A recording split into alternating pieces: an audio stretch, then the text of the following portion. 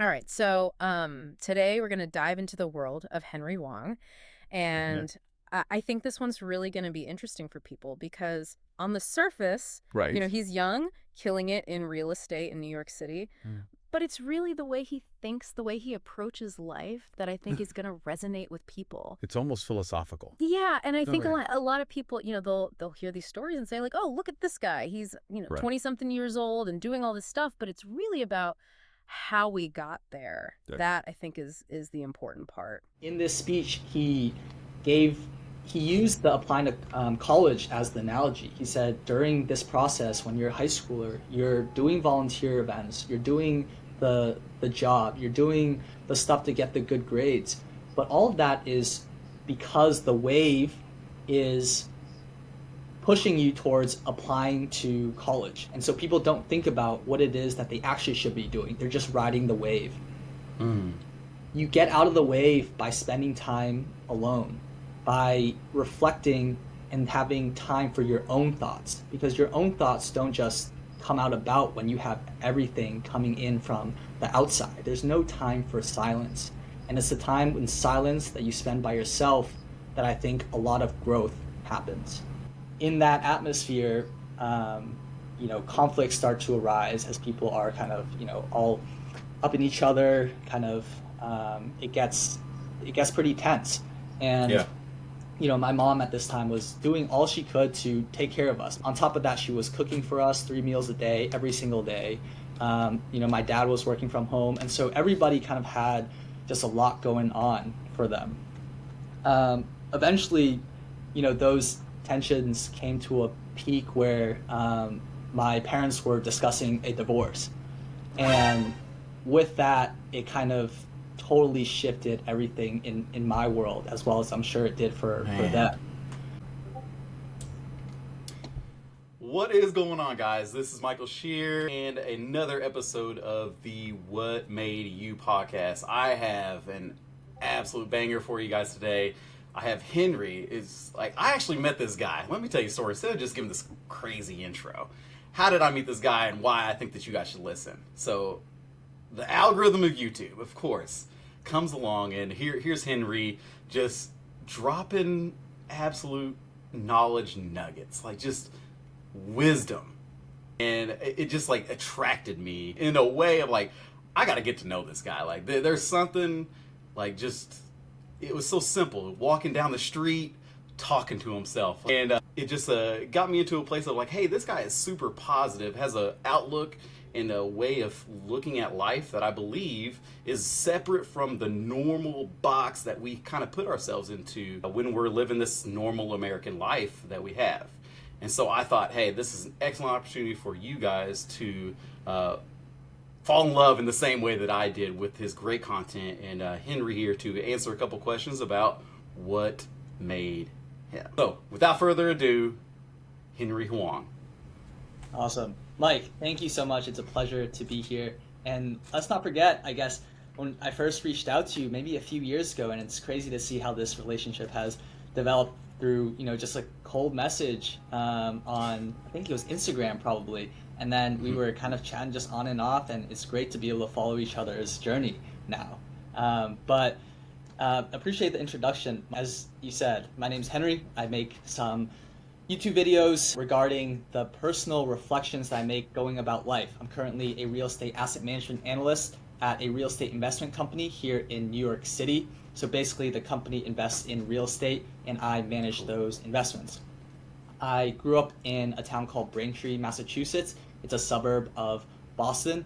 And for the first 2 years of my life, I spent it living in China with my grandparents. It's a very common thing for kids of Chinese heritage to live with their parents, grandparents for a few years in China when they're first born. So during my childhood, elementary school to middle school, I really think I lived a pretty typical life. My parents were immigrants, and during that phase, education, I would say, is probably a thing that they really try to instill in day-to-day life for me. As a kid, you naturally sort of derail yourself by various distractions that you come across, and they were kind of always there to put me back onto that track. And so growing up, they always geared me and guided me to pursue a career in medicine, be a doctor. And so as I began to think about that more seriously, when I got older into high school, I decided I needed to try that out to make sure whether or not I knew what I was getting myself into. And so between my junior year and senior year of high school, I decided to volunteer at a hospital. And I ended up volunteering for some 200 hours and realizing that life in a hospital, that setting, was just not how I wanted to spend my life. Come senior year, when everybody's applying to colleges, I had a list of science schools, and all of a sudden these science schools were no longer relevant. And so I scrapped that list, decided to pivot to business and finance without doing much research of what careers were available to me in that field, and just applied to a business school that I heard of, NYU. I applied early decision, ended up getting in, and decided I would just move to New York and figure out kind of what finance had to offer for me. So in the fall of 2020, during the midst of COVID, I began my first semester, and I graduated 3 years later in May of 2023. During that time, while I was in school, I really found myself in real estate. I ended up doing 5 internships in that field and just realized real estate was the vehicle that I wanted to use to accomplish the goals that I had in my life. I became the president of the real estate club during my time, and then also studied abroad in London. So it was a really productive 3 years. And so at 21, I graduated, started working full time, and at 22, I made my first $100,000. Today, I am working in institutional real estate to learn the ropes to become an institutional owner of real estate myself. And like Mike mentioned earlier, I create some content on the side to share these experiences and to share candid and personal reflections about what's going on in this field. Wow. There's a whole lot right there. Man, I didn't even get to ask the question. You just jumped. That was awesome. What a great intro for yourself, and kind of sharing from like, hey, baby to here. Although they don't know, we kind of talked about a lot of this ahead of time, and kind of got to know each other in a little bit deeper way. In that, so I kind of knew the story, but some of the stuff that was new. I didn't know that about the Chinese heritage of going and living with your grandparents. Like you said, that's normal. Is there like an age range, or what? It's typically when you're, a little kid, 1 to 3 or 4, or typically before you start kindergarten. And I guess the reasoning, from my understanding, is one, Chinese grandparents love their grandchildren, and so they want to spend as much time as they can with them. But also for a lot of families like myself, when my older sister and me were born, our parents were still working. Kind of, it's tough to be totally present with your children, and so the grandparents really step in to allow parents to still dedicate time to their careers, the other things that they're working on, to really get a footing in the world. And then when it comes time for school, usually the kids will come back and start life in the U.S. So you actually stayed the whole entire time, like I let's say stayed 1 to 3 probably years. 1 or 2 years, probably a little bit shorter than maybe some other kids might. But during that time, it was a really influential time. And I mention it because I think it really influenced a lot of my worldview. It helped me become much more open-minded. And from a cultural standpoint, I feel a lot more connected to the Chinese culture than I think a lot of my peers that I grew up with that didn't necessarily spend that time in China. And one of the more concrete examples that I can give is the region that my family is from is called Fujian. Fuzhou is the city, and there's a particular dialect of that city. And so I was never taught this dialect, but just spending those 2 years in Fuzhou, I learned to understand it. And so when my parents speak that, I can understand it. I can't say it because I was never taught it, but I fully understand what they're saying. And I think that's kind of the power of learning as a kid. You're so malleable in taking everything in around you. Wow. So how many languages do you speak? So I speak Chinese and English fluently. I took Spanish in high school, and I think I was probably 60% fluent when I was taking that, but that's since deteriorated. You don't get to keep it, right? Yeah. But fun fact, actually, my mom speaks fluent Spanish. She used to work in Argentina, and she picked that up. And so she is really the language prodigy in my family. That's amazing. So your parents immigrated, or if you don't mind me, I'm sorry if I didn't catch that earlier. Correct. That's how. Then you're here. Yeah. American born, and you just went to spend that time with your family just as normal tradition would be the Exactly. course of that. Okay, Exactly. that is awesome. That is so cool. I've never heard that. I did not know that, and even to this day, this is really cool. I'm Yeah. sure nobody else knows. Like, there's no way that everybody else knows that. So that's super cool. So you have this experience with your family, and then, oh my goodness, that can kind of shape how you think when you begin to grow your family. Oh my goodness, my goodness. If two people that come together, get in a relationship, become married, have children, but they still have that time to grow that family in that growth state of their 20s and 30s. Oh my goodness, that would be amazing. I think of it myself. If I were to have this perfect scenario for my kids and my wife and myself, if we could have the grandparents in to support us in the house. I never thought of like going to them, but being in the house, how much more pressure that would come off of us as parents coming home, trying to get the homework done, making sure the food is ready, like just all the time. 100%. It's not that I regret it by any means, Yeah. but just having that ability to take that off of myself and ourselves. And even if we are married, how much more time do we have together to learn each other through this new stage? Yeah. Oh my goodness. In Chinese culture, it's very much of like a mutual and cultural understanding of, the grandparents will step in to help because, they kind of want their children to succeed too. And so they want to give them, the best shot at that. And the help that they can give is to take sort of the burden of childcare off the parents' laps. And so that's really how it plays out. That's great. Are you pursuing that as well? Do you see that in your future? Pursuing Probably, but relationship I see dating? that my parents too. I mean, we talk about it like they talk about it like they're very excited for when I have kids. That'll be a few years. That's not that soon yet, but when that happens, Not worried about it right now. yeah. When that happens, I think they'll be very excited to sort of take on that new role as grandparents. That's cool. So it sounds like you're open to it, just maybe just later. Totally. Cool. So we can kind of jump right into like I want to talk about your high school because I thought this was such a pivotal moment.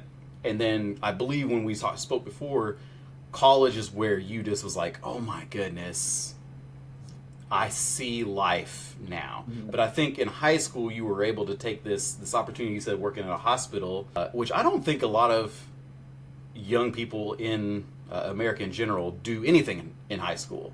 They may be able to do like a small internship here and there, but you said 200 some odd hours of dedicated time in one place. If you don't mind, just before we jump into the high school and let you do your thing there, that internship, was it like something you went for? Was it something your counselors put in front of you? Or was it the norm of your school? Is that how all the students went through?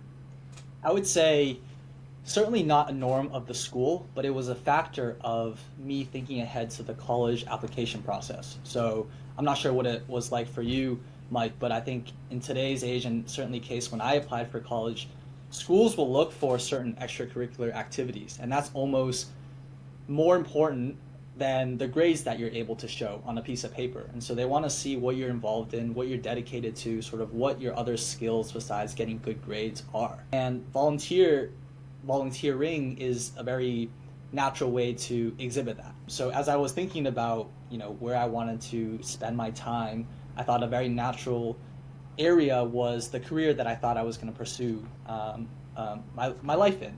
And so I applied to be a volunteer at the local hospital. It's actually the hospital that I was born at, and was accepted. And every Sunday for 4 hours, I would be there at the hospital just helping out. And it was, that way for about a year. I started in the summer after my junior year, and it ended or a summer right before my junior year, and ended that following summer, right before my senior year of high school started. And it was just during that time of really trying it out that I think I learned a really important lesson of, other people's opinions and what they tell you, I think, are all very informative, but you shouldn't use that as the only way to inform your decisions. Once you go try something out, as objective as what someone else has told you, you might interpret that and receive that experience and information totally differently. So for example, if my parents were to lay it out all for me what being a doctor would be like, that can all be facts. But then once I go get in the hospital environment, how I receive that experience can be totally different. And that's kind of what happened to me. That experience wasn't very enlightening for me. It's not the career that I wanted to pursue.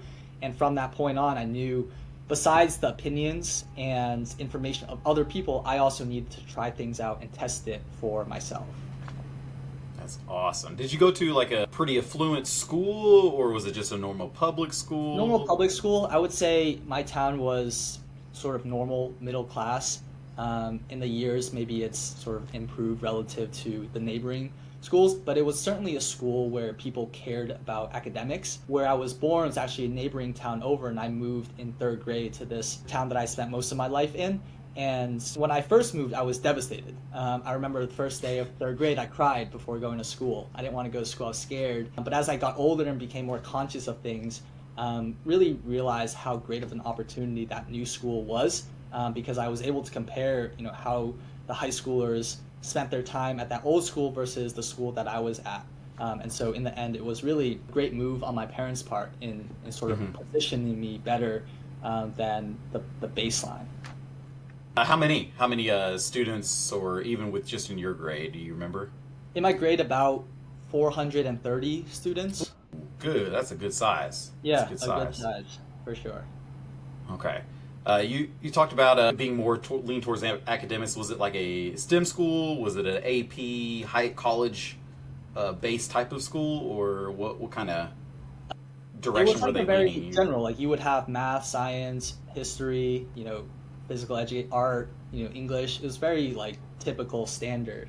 What I will say about the point of APs though is my high school offered a lot of APs. So during my 4 years there, I was able to take something like nine or 10 AP classes, which wasn't even the most that people could take. I think the most someone took was 14. And so it was because of those AP credits that I got from these classes that I was able to graduate in 3 years. When I was in school, in college, they told me that I could apply basically a year's worth of credits from my AP courses into college courses. And so that waived pretty much a year's worth of requirements for me. I see. So were they AP or were they dual credit? Oh, wow. Yeah.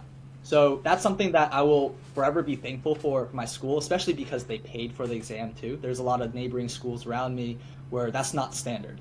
The students have to pay. But for my class, not only did they offer more courses, they paid for it and really gave me sort of a step advantage compared to some other students. And so on top of your volunteering, which I meant to ask you, that was pure volunteers, zero pay. Zero pay, that's right. Volunteer, they gave a little credit for like a snack that you could buy at the hospital cafe. Okay. That's kind of the perk. But that was fully volunteering. Was it hard for you to do it knowing that? I don't think so, because in that moment in time, the thought process is quite simplistic. If I can be honest with you, during that time, you're thinking about college, and that's the bigger goal. And so these are kind of just the hoops that you have to jump through in order to get to college. So volunteering, having a job, doing other extracurriculars, internships, good grades, all of these in high school really kind of just hoops that you were jumping through to position yourselves for college. And so because college was the goal, myself, me, other students, everyone applying to college were willing to do that for the purpose of getting into college. So people, even the people around you, you've seen it as like, okay, I know this thing works. Certainly. It wasn't just you just kind of like, I'm going to try it out, see what happens. The standard, if I will. And I don't know enough people across the nation to know if all schools kind of have that emphasis, but where I grew up, it's certainly like, okay, like once you start high school, like, you start thinking about college. Okay, well, what does it take to get into college? Okay, you need good grades, you need to volunteer, you need to play sports, have a job, extracurriculars, like have these other side projects, if you will, that kind of define you as a person to really position yourself as best as possible to get into college. And so obviously some students were more serious about than others. But I would certainly say that environment existed. It's awesome. So you had the experience, and you're like, okay, hey, at least I found out I don't want that. Mm-hmm. And then you apply to NYU. You say you got in, and so your first year. So you're not really even a freshman. Are you taking like one-on-one classes, or did you just skip to the sophomore-ish years? Yeah. So when I first started, I was not aware I could graduate in 3 years. So I was fully anticipating 4 years, 3.5 years maybe, because that's something that's a little bit more common. People might apply some credits, say some extra summer classes, and graduate half a year early, a semester early. And I knew NYU was notorious for not accepting AP credits, and so that was my expectation going in. It wasn't until my second semester in school where I met with my guidance counselor, and she kind of went over the credits that I had, and she said, you can graduate a full year early. And so kind of over a 15-minute, I became a sophomore effectively. I was still taking sort of the freshman courses, but my timeline had totally changed. And at that point, that was kind of nerve-wracking because to pursue a career in finance, a lot of the internships and jobs recruit a full year in advance. So for example, for your junior year summer internship, students recruit for this and companies interview in your sophomore spring. And so it's almost like 60 months in advance. And so I got nervous that I had missed that window, that I was now competing with those students who were fully recruiting and I had just come into college. Lucky for me, I ended up falling into real estate that recruited in a little bit later of a timeline. I don't think that's necessarily the case anymore. It's just as accelerated now. But I kind of got lucky there in that, I had a little bit more time to figure it out. If I was pursuing something like banking, the recruiting process is very intense. I think I might have missed that window. But to answer your question, more simply, no, I didn't know I was going to graduate in 3 years. I kind of found that out on the fly and then really try to adjust what I was doing to accommodate that. Did you ask about that, or was it just something that just kind of came up? She was like, oh, hey, look at this. You have all these credits. I think I probably started the conversation asking if 3.5 years would work, and then we kind of went over my credits, looked at what lined up with the university's requirements, and realized that it was fully in my reach. And so I think that's a helpful tip for college students to keep in mind. Meet with your guidance counselor, sort of think about the requirements ahead of time. Most of my classmates have now graduated as well, and some of them have run into issues where, in year, 3.5 or 4, they have this required class that they have to take, and they can't study abroad, or they can't graduate early, or they're kind of limited in one way or another because they didn't plan ahead of time. So, when you get into school, whatever you hear about your guidance counselor, take the time to meet with them and think about what your next 3 or 4 years will look like. Yeah. And so, I know I'm diving right into this because I can't wait to hear this. Go for it. COVID. Share away. What happened during COVID for you? Totally. COVID was a very instrumental time for me. A lot happened, and I'll share some things here that I've not shared with anyone, really, publicly or privately. So COVID came around, as you guys remember, March 2020. I was still in my last year of high school at that time. And so it came out of nowhere, was taking APs. APs ended up getting shut down, and then we took APs from home, which was the first time that ever happened. So just school and life just looked totally different.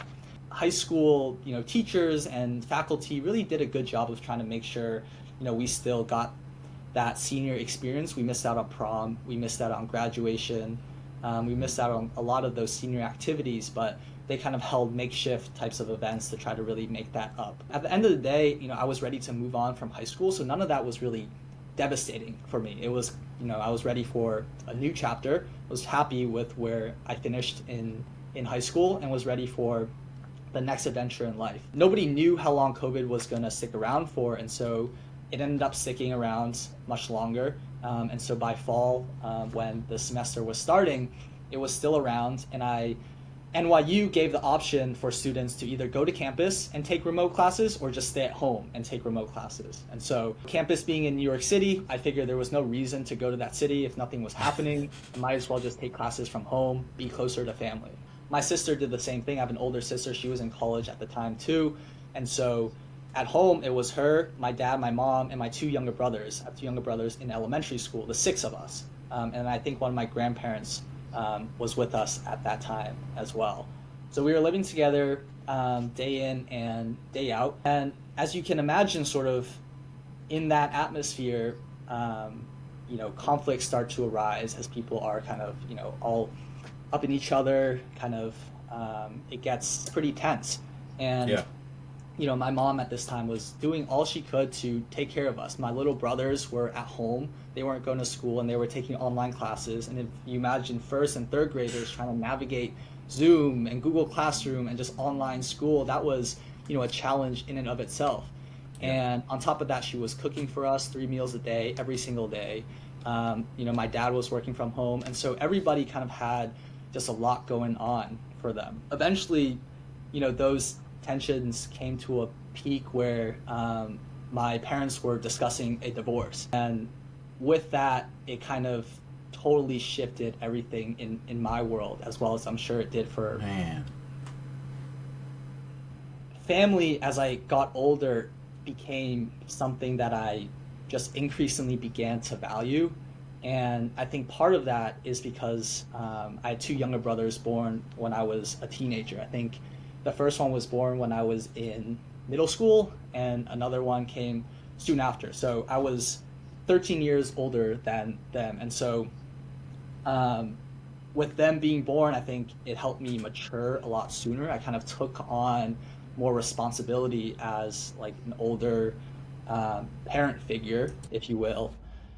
And so when the divorce started kind of unfolding, all I wanted to make sure was that my two little brothers were going to be okay and my family was going to be okay.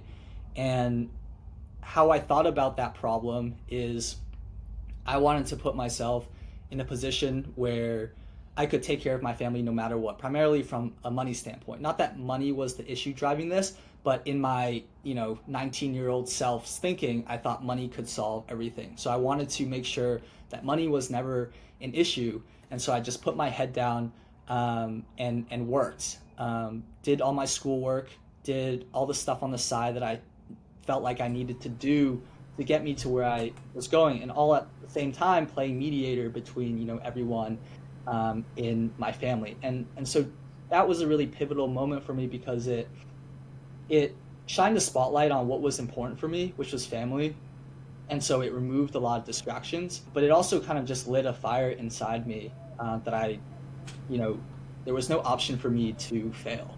I wanted to be there for my family, to not sort of run that into the ground.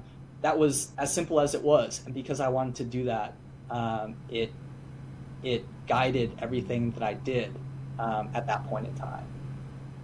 That's wow, man. One, sorry that you had to I can't imagine that. That's in general what I say. Like when people have those conversations and parents and stuff like that, that's literal trauma. Literal. It's not. It's nothing. Many people have to go through therapy, things of that nature. But what it did for you, you said, okay, although that feels like it's collapsing, you decided to say, I still value it.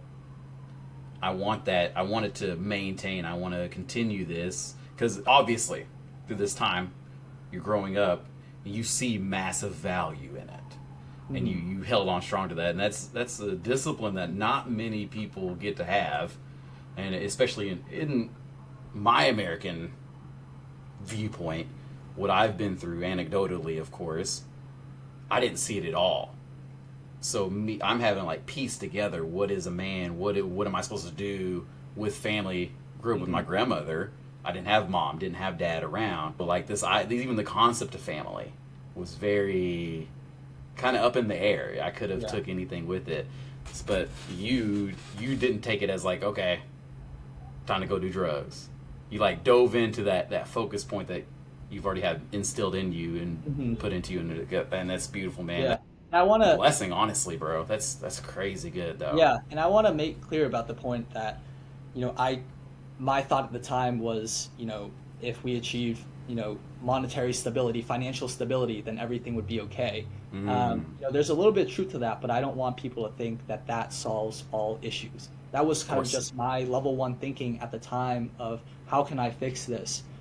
And ultimately things started to get better, but I knew, when you ask that question and the honest reflection answer is that's how it impacted me. It channeled my energy into one where, I was just gung-ho on making sure I could put myself in a position where I could always be there for my family. And I think I have the very unique experience of having two younger siblings that are just so much younger than me, because in seeing that, I really think that for, men, a lot of times you have the sense to provide for other people. That comes at different ages for different people. And so because that came, younger brothers, it didn't come when I had kids in my late 20s or 30s. It came when I was 15, a teenager. And so ever since that point, I had this feeling in me that I wanted to be there for my brothers. I wanted to be there for my family. That's awesome. That's awesome. So I don't mean to brush that to the side, but I want to talk about, because we've talked about you growing up through this tradition, through the family aspect of it, but did you have like any strong mentors? And obviously you've had experiences that have completely shaped how you look at life, how you even look at money as well. But was there anybody that was kind of helping you along the way, either high school, college, even now, or is there something you could speak to? Yeah, I mean, so many people. I mean, the first one I have to point to are my parents. Even with, conflicts going around and, 3 other kids to manage, I always went to them for, advice first. My mom and my dad, I think both had very unique experiences that I didn't take at face value at first. I think there was a period of time where I always sought advice from other people, people on podcasts, on TV, the people that I met in school, and failed to sort of appreciate that my parents have, very unique learnings and lessons to share as well. And so one example that I'll give, when I was in that second semester of my first year, I contemplated dropping out. I contemplated being a real estate agent and kind of making my living that way. Because if you recall, this was 2021, and as everybody was at home, the TikTok space kind of blew up, Instagram kind of blew up, and the side hustle space really blew up. And people began touting, this side hustle, being a real estate agent, flipping this, flipping that. And I was really engaged in that atmosphere too, because it seemed like such a quick and easy way to fix the problems that I was dealing with. If you recall, financial stability, it seemed like a shortcut to financial stability. And I found myself in this mastermind of young students. It was a mastermind of people under the age of 23 or 25, something like that. And everybody there was talking about house hacking, or doing a course, or any of those sort of quick get rich quick schemes. Not that they weren't legit, but the idea of this quick thing of online business will make you money, that idea. And I thought, everybody else is doing it, maybe that's what I should do too. Instead of 3 more years of school, that's what I should do. And at one point, like I said, I was pretty serious about dropping out, trying to pursue a career as a real estate agent, because there were tons of videos out there of, first year as a real estate agent, made 100K, first year made this or that. I was like, I could do that too. And my mom was there to really be a sounding board for me. I'm sure she knew what she was doing, but she just listened and was able to get me to come to my own realization that that's not what I should be doing. And I say that in that way because, in contrast, my dad was much more direct. He got pretty mad and said, you should not do that. And I took that that's also a side lesson of, getting people to listen to you. Sometimes you need them to come to their own realization. And that's exactly what my mom did. And during that time, she had really good discussions with me about, why one would work, why the other might not work, and vice versa. And so they have definitely played a mentorship role in my life. Outside of that, going to NYU, I met a tremendous amount of mentors as well. There's one in particular that I'll talk about. His name is Mitchell. I came across him my second year in school, my first year in New York. He was doing some webinars, interviews with executives, and he was holding an event one night about the launch of his program of interview prep was his program. And, I wasn't going to show up at first. I thought, this is, not something I'm going to spend my time doing. And little did I know, this guy Mitchell is a great salesperson. He used to work a sales job. And he followed up with me, day after, and I ended up showing up to this event. And I met him. Through the conversations that I had with him that night, I saw that he had a unique skill of communication and connecting with other people. A lot of people just talk about how can you speak well, but he had another level on top of that, which is listening well and really connecting with another person. So I showed up there to get interview help, which I knew I had a baseline skill of interviews because I had done maybe 2 or 3 internships at this time, all through various interview processes. But when I met him, I knew there was more to the soft skills that I wanted to pick up. And so Mitchell was launching his program. He had never done it before, but he gave just a tremendous presentation that night that just sold me that this guy has a unique skill that nobody else had. So I ended up signing up for his program, which was a 6-month program where I was meeting with him one-on-one over the course of 6 months. And our conversation shifted away from the soft skills because, like I said, I kind of had a baseline levels of that. He helped me in certain aspects to really tune it up. But we started talking about business, about real estate, about life, about just becoming a better person. And he had such unique experiences that, and he was only 24 or 25 at the time, I felt was just such a perfect mentor because he was a few steps ahead of me. I think I was 20 at the time. He was 4 or 5 years ahead of me and kind of in a direction, in a space that I wanted to be at. And I could really model myself after him, learn from him, and he had truly some unique experiences. He started dancing, I think at the age of 5, around then, and did it for over a decade. Getting the information wrong, but upwards of 12 years. Was on national competitions, Dancing with the Stars. I just had a real good way with people, and I point to that as one of my mentors because the skills that I picked up on that. I took to Chicago for my big junior year internship and was able to apply so much of that and find a lot of success in that process. A few other mentors, 2 of my really close professors. One was one of the early people at Vitamin Water. Another is a very successful real estate developer here in New York, Miami, and Dallas. And through them have learned so much as well.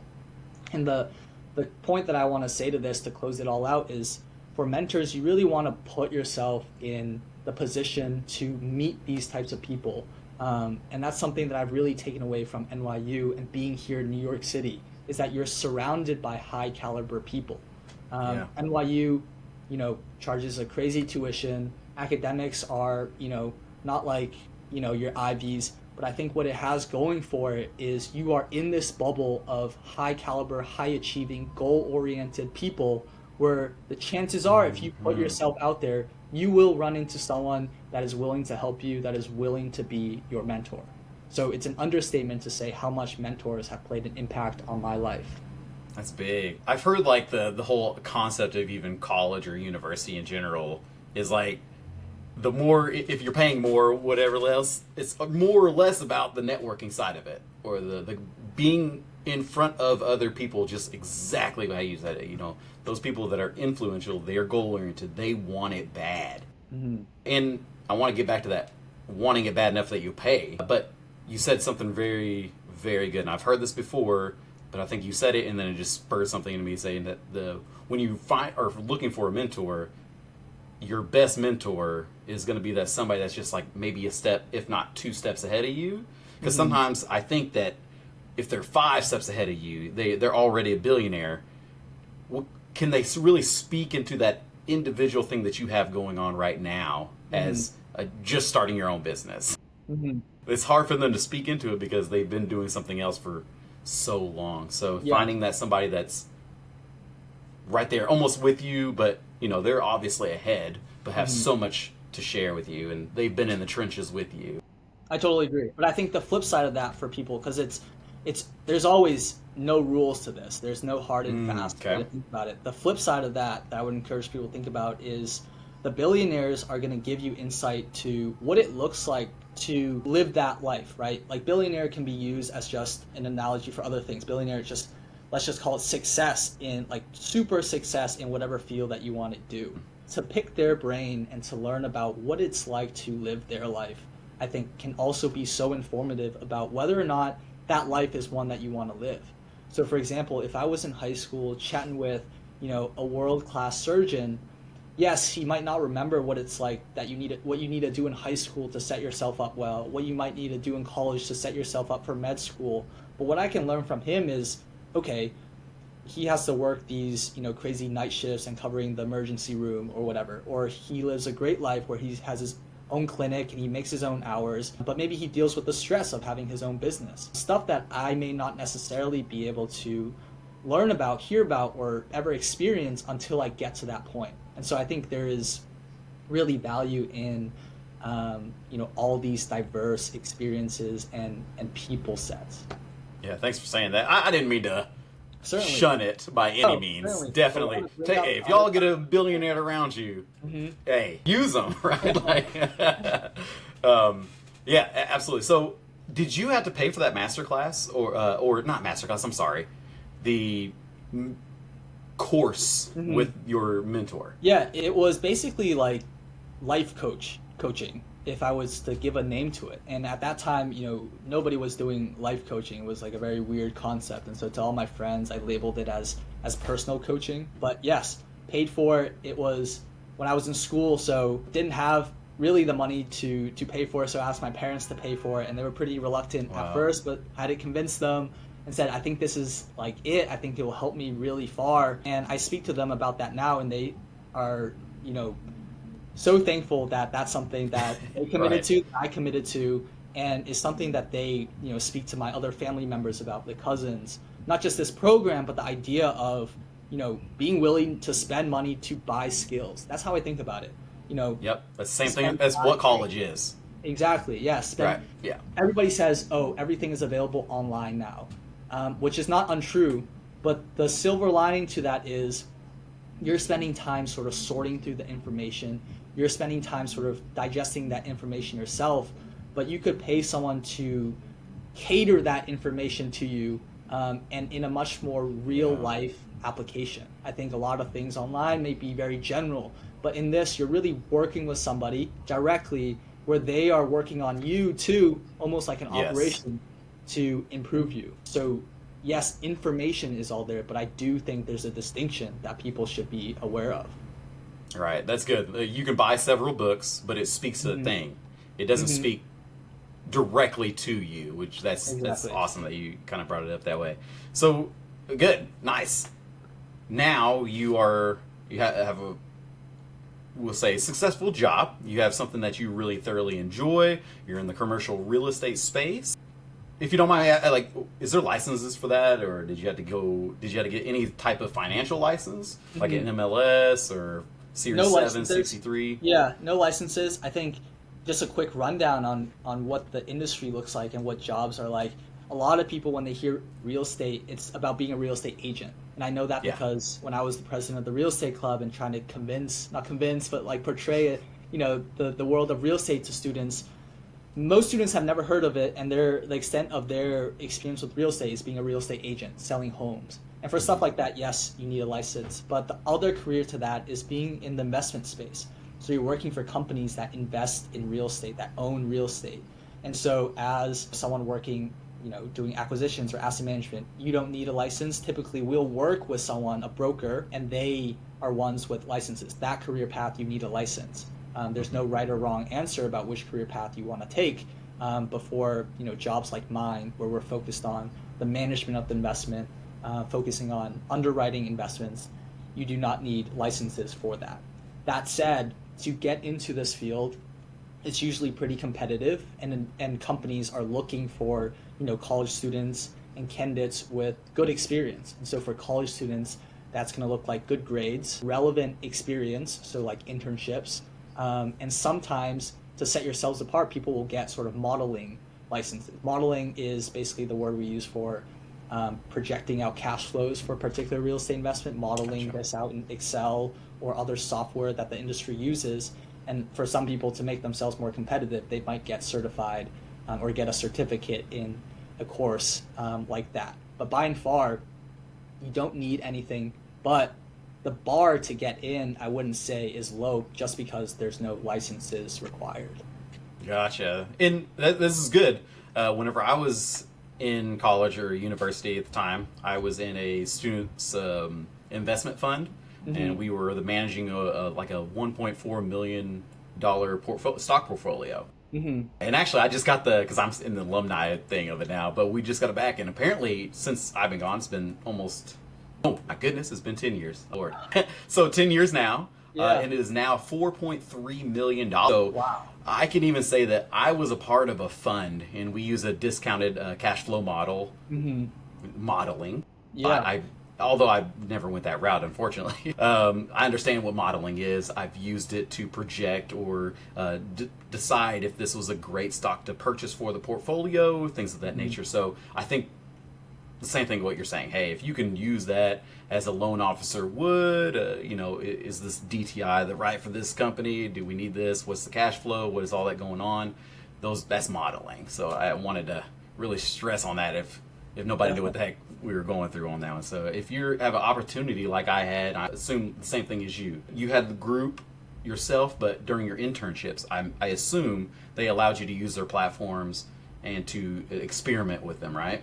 Exactly. For an internship, I think a lot of internship programs, that is, don't expect you to know anything coming in. That said, it's a bit of a chicken or egg problem, because to get that internship, a lot of times you want to demonstrate, you have that skill, and the company says we don't require any skill, and so you're like, what do I do? But by and far, when you get into a company to do an internship, they're training you, on their programs, the way that they use Excel to model, because every company does it differently. And those experiences, because they're so hands-on and doing directly and exactly what an investment company does, or that role that you're pursuing does, I thought was so valuable to my learning experience. All right. So would you suggest, I mean, maybe you haven't seen the landscape of the whole United States, but would you suggest, if you're wanting to get into real estate, to go to New York or go to a university in the East? Yeah. Or would you say, hey, you can probably do this just about anywhere, or is that like the key hub of places you would like to, or you would probably recommend? I think if you wanted to do institutional commercial real estate, and when I say institutional, I'm talking about, these large companies, things like Blackstone, Brookfield, Related, the companies that do these big projects. And it doesn't have to be large companies too. It can be smaller, lesser known companies like family offices. A lot of those are kept private and sort of undercover. If you want to work in that space, I really think New York City is, the best place to do it, because being here in the city offers you a lot of advantages that aren't available to other students. One of the most important ones is proximity to these companies and the people. So most people will, unanimously accept Penn's Wharton School as the #1 finance program in the country. NYU Stern is typically ranked as the second. But I think what NYU really has going for it that Penn is not able to replicate is that our campus is literally here in New York City, in Manhattan, right next door to all these companies. And so during the semester, during the spring semester, during the fall semester, I was able to not only do internships, but hold coffee chats with all the people that worked here in the city at the companies that I wanted to work for. When you're in a city like Philadelphia, there's going to be some companies, but there is not going to be the same density of the companies that are here. So when I was in leading the real estate club, for example, we sat down with the CEO of Related, Jeff Blau. We sat down with the chief investment officer of SL Green. We met with, Silverstein Companies, the company that is building the World Trade Center area here in New York City. There's all these very storied and high-level business professionals that operate here in New York City and that are not available to the same extent in other cities. So if you want to pursue a career in that field, I really am a proponent of being here in New York City. Awesome. Henry just said it the best. Get involved in your student organizations. Like, if you want to have these high-level conversations for free, maybe even, potentially, get in there. Because these student organizations, typically they have budgets from the campus or whatever not, and sometimes they can pay for these higher level people to come in. So they absolutely. open up a lot of opportunities as well. It was it must have been my first semester. There was a speaker that came in, just doing kind of like fireside chat. I reached out to him afterwards, and a few months later that actually materialized into my first internship. And that was how I got my foot into the real estate and finance world. It was just through this, conversation. This guy that came in to speak to the club, I was a freshman at the time, didn't know anything, reached out, and it wasn't like immediately he gave me an internship, but we kept in touch. And eventually, when he needed help at his company, thought about some of the students that he met via the club, and it materialized into an internship for me. And that's how a lot of these things come about. These companies are operating here, and it's not always that they need an internship, but when they do, they need someone to come in, and you're a student here in New York City, and you can do that. You can't do that if you're in LA, if you're in Chicago, if you're in Miami. You're right across the road, right? Exactly. That's awesome. Heck yeah. Well, I want to be really respectful of your time. I know we're kind of coming to the end here. Is there... I want to say maybe something you offer. Do you have like internships for where you go? Is that you could say, hey, if you're interested in the real estate space, or especially in the commercial industrial space of real estate, hey, check us out. Maybe this is would be a great place for you, or anything else. I work at a company called WP Carey. We typically will run an internship program every year. It might be on and off in certain years, but in the last 2 years we've all done internships. And at our company, there's internships available for what I do on the asset management team. There's also available positions for people on the investments team, people on the capital markets team, and other sort of non-investment positions as well, such as marketing, HR, accounts payable, and accounting roles. Yeah. I would say, for internships, pay attention to all the job boards out there, such as LinkedIn, but also be aware that a lot of the hiring happens under the cover, and that's where networking comes into play. You want to be meeting as many people as you can, so that when help is required at a company, the person that you met thinks about you, and that only happens by putting yourself out there. You have to reach out to people, have conversations, have phone calls, have meetings with people, and get to know them. And on that, I want to give a clear piece of advice: is that never expect an internship from the person that you're meeting, especially if it's your first conversation. I always went about networking with the intention that I was meeting this person because they're also in the industry, and that I'm gonna run into them down the line, and we might work together, we might do stuff together. All around me, a lot of students at school were pursuing a career in investment banking, and if you recall, that timeline is so condensed, and so that makes students network for that purpose only. Okay, I'm gonna go chat this person because I want them to refer me and get an interview for that company's program. And it's very short-sighted. And so I always told the students when I got to be an upperclassman that just go out, meet as many people as you can, and the right opportunities will surface for you. It might take some time, but you need to be patient with it. Yeah, just be real, and instead of being this weird transactional leech. Exactly. That's awesome. So speaking of networking, where can people reach you? So I'm on pretty much most of the social platforms, but I'm most active on YouTube. There's a number of Henry Huangs out there, so you can search at W Henry Huang. I'm at W Henry Huang on Instagram as well, and you can find me Henry Huang on LinkedIn also. If I could leave just a closing piece of advice, go for it. The one thing that I would say to people is spend more time alone.